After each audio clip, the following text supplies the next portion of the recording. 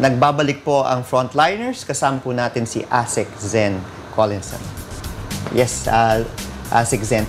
Merong isang issue na lumabas, no, sa ating mga pahayagan ng EU mag-i-impose ng sanctions dito sa ating bansa, sa ating mga marino, no, dahil matagal na nilang nagiging panawagan na kailangan magkaroon ng reforma dito sa pag-accredit ng ating mga seafarers. Anong naging papel ng opisina ninyo dito sa pag-aayos nito problema ito? Unang-una, para sa kapakanan ng ating mga nanonood dyan, ang Pilipinas ay signatory sa convention na tinatawag na STCW, which stands for Standard for Training, Certification, and Watchkeeping. So in short, STCW Convention. Mula pa noong 2006, meron na tayong mga obligasyon na ireforma ang ating administration, ang ating certification, ang ating monitoring at assessment ng mga schools. So, yung content ng tinuturo sa eskwela, yung pagtuturo sa eskwela, etc., plus yung assessment ng mga graduates, yung pagpamimigay ng mga lisensya, lahat yan, kailangan i-reform dahil nga meron tayong mga obligation dun sa STCW. So, imagine, 2006 pa natin dapat ginawa yon, 2014 na ngayon. Ang implementing agencies natin, which are Marina, CHED, PRC, NTC, DOH, and TESDA. TESDA, yes. Marina is under DOTC, so but yes, it's Marina. Should have instituted the reforms a long time ago. Ngayon, of course, mahirap kasi meron kayong, sanay kayo sa ganitong paraan, sanay kayo sa ganitong sistema. Yung inertia ba, mahirap mag-reform, mag-change, no? So, noong 2010, nagkaroon ng agreement na merong tinatawag na Manila Amendments, ganitong gagawin natin. Last year, 2013, sabi ng EU, okay, final na ito. Final na. Matagal na kayong pinagbigyan. Magpapadala kami dyan ng 2 audit missions. So, April and October. Nagpadala sila ng audit missions dito. Tinignan ang mga implementing agencies, yan na nga 5. Nakapasa ang TESDA. Sabi nila hindi na nila tatanungin o susuriin ng pamamalakad ng TESDA. And then, pumunta rin sila sa 17 maritime institutions all over the Philippines. Ngayon, yung report nila ay ibibigay na dun sa Committee on Safe Seas na tinatawag. Yung Committee on Safe Seas will look at the report at titignan nila kung ano talagang nagreforma na ba ang Pilipinas para to meet the standards. To meet the standards set by STCW. Hindi po natin alam kung anong mangyayari dun sa COSS. Ngayon, anong ginagawa ng aming opisina?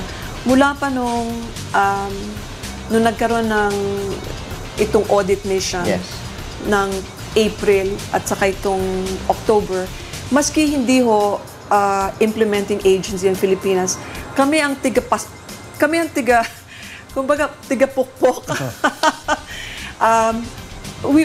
Kami ang nagbibigay ng bakit, why, paano, no? But we're not the implementing agency.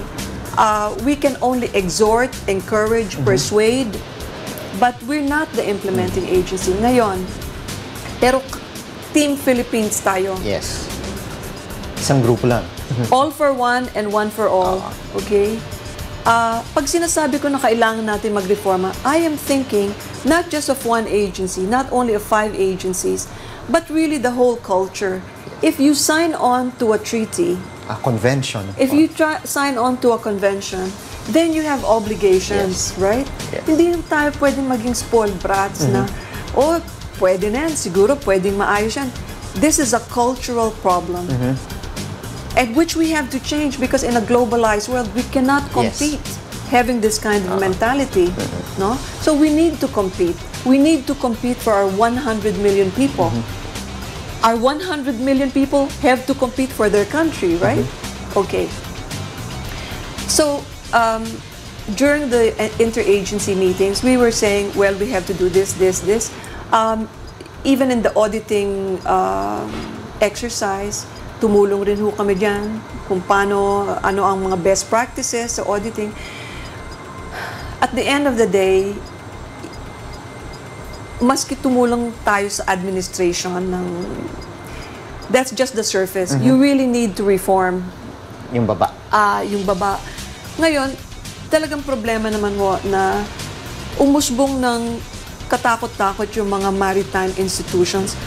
Ang nangyari dyan, kasi substandard yung marami dyan.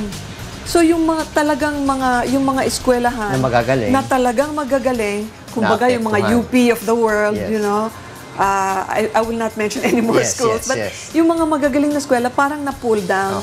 So, kami dito sa DFA, what we can do is hintayin yung results ng deliberations. Pero even now, ang sinasabi namin, nag-umpisa na tayong magreforma.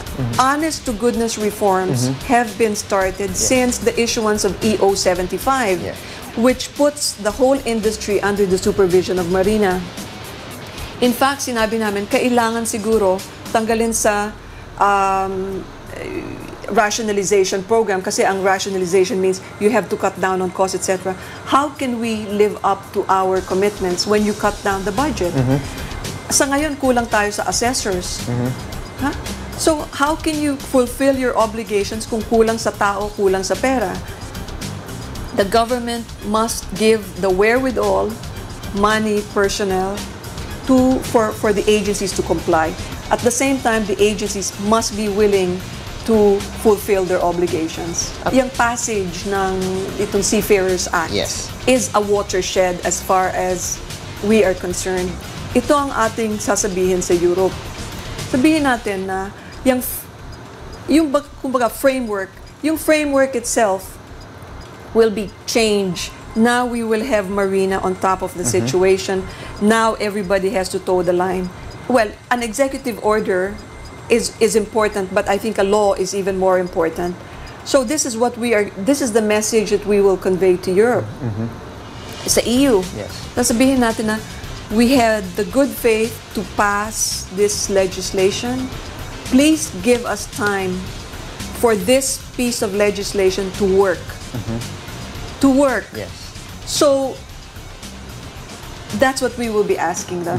Kung sakali na hindi natin yung corrective actions na ginawa na ng Marina at yung mga iba pang implementing agencies, kung hindi sapat yon, that is our next step. Pero sa totoo lang, I think we have to be mature citizens of the world, you know. There are obligations. We have to comply with our obligations. Marami po ako natutunan sa ating diskusyon ngayong hapon. Baka meron po kayong mensahe sa ating mga nanonood, sa ating mga kasambahay. Congressman, ako rin maraming natutunan. Yes. Ang aming opisina ang Department of Foreign Affairs through the Office of European Affairs have tried to help promote the national interest, no? Through concrete means, kagaya ng we work very hard for the lifting of the ban on Philippine air carriers. The ban was not lifted for all, but it was lifted for Philippine Airlines. We're hoping that ang susunod will be, well, no names mentioned, but there will be others, other airlines that will follow suit. We are also trying to promote employment, especially we are very active in migration. Dito sa Yolanda, we have promoted help from Europe, and Europe is the biggest donor for our Yolanda victims. Magkakaroon tayo ng very big conference itong June for disaster risk reduction and management, which we hope will not only benefit the people in Tacloban and some are in Eastern Visayas, but the whole country. in terms of producing tools, methodology, researches that can be shared by the people. At of course, ang trade, ang investment, ang tourism, tumutulong rin ho kami dyan. Most importantly, yung tinatawag na national discipline, well, this is something that I would like to ask from our viewers. The Philippines must stand tall in the community of nations. We cannot always be on the requesting side. We have to act as mature, principled, and disciplined, and proud people. So, kung pwede ho tayo sa ating mga maliliit na situation, kung pwede ho tayong mag-behave in such a way na tayo ay disiplinado, umpisa ho yan. Can you imagine 1 multiplied by 100 million equals the Philippines? So, you know, I'm looking forward to the day when the Philippines will be a leader in the world, not just a follower, not just a co-equal, but a leader. Well, we're taking the right steps. Maraming salamat, ASEC Zen Angara Collinson. Thank you. Hanggang sa susunod na linggo, kasama ang mga nangunguna sa pakikipag-ugnayan sa bansa, sa ating kapwa, saan man sa sulok ng mundo, anumang oras at anumang panahon. Sa ngalan po ni Kuya Daniel Razon, I am Congressman Erin Tanyada for Frontliners.